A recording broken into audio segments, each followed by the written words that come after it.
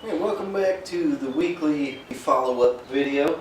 Today we're following up on the napkin holder. This thing was pretty good, and I got some good responses on that video. It's not gaining views as fast as some of my other videos normally do, but as far as audience interaction, it's gotten quite a bit. I got some pretty good comments. Roy, good to see you, Roy. Sounds like you're thinking about making one, Roy. That would be neat. Gary, I like Gary put the hashtag Pizza Hut in there. He said he's making it, so that's cool. The one thing I would do differently, and if you're thinking about making that, is make these dados out a little farther. I have maybe like half an inch to put napkins. I don't know if I just didn't cut my half laps yet, so this seemed like a good spot to put it, but afterwards when I put it together, I don't know what happened, what my brain was thinking when I did that, because these dados here for using the divider should go like over here or something, almost in the middle. It's a little wonky.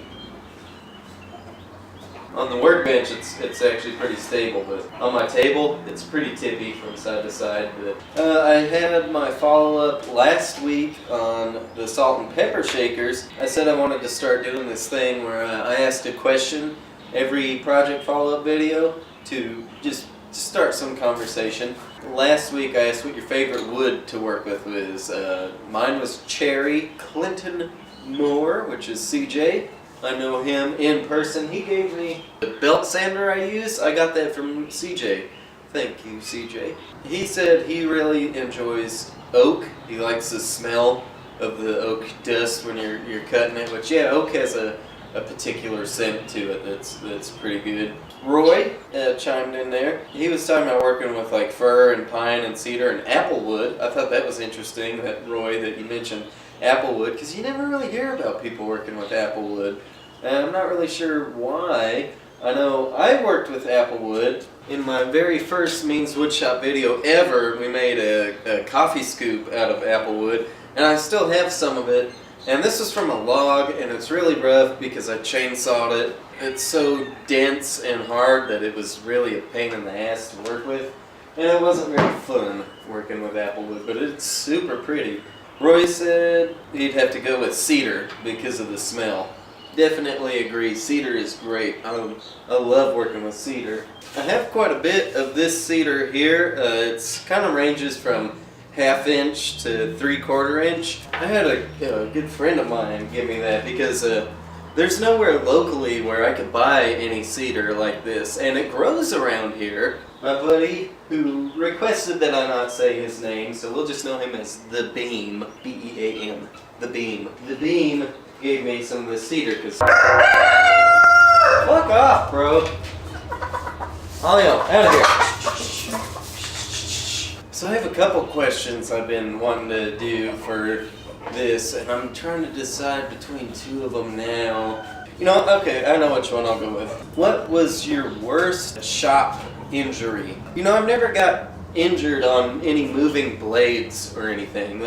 I feel like when you watch safety videos on YouTube, it's always table saw safety, bandsaw safety, don't get your fingers near a moving blade, stuff like that, which is important, don't do that, but nobody really talks about anything else. And it's always just the moving blades. My worst injury has been on a belt sander. I'll take a belt sander and set it up, and rather than use it like you're supposed to, I take the piece to the belt sander.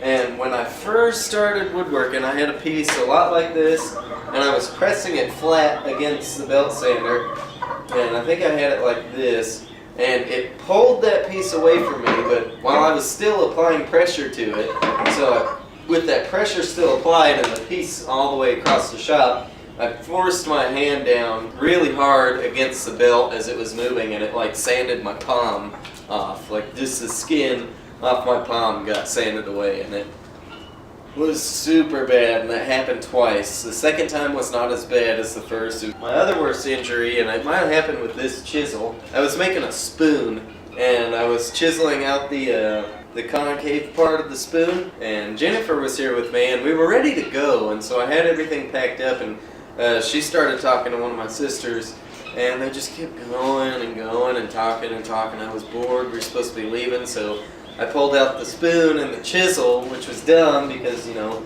I was working on it properly with it down on a surface and chiseling away. They were just sitting there talking, so I was holding the spoon in my hand and doing like this, and they were just going, and I was bored and kind of looking at them and doing this at the same time, and this hit like just the grain of the wood a weird way where it got stuck and then released really quick, and it went straight into the side of my hand all the way into the bone, and that hurt for months. It made it to the bone. I say the belt sander's the worst because it did so much damage, and months after the wound was healed, I don't even have a scar from it. After the wound was healed, it still hurt like inside. I think those are really about the only injuries I've gotten besides, you know, splinters or just minor cuts from stuff. So what was your worst injury in the shop? I want to know so we could talk about it. Anyways, I think that's all I got. I'll see you on Friday. Take it easy.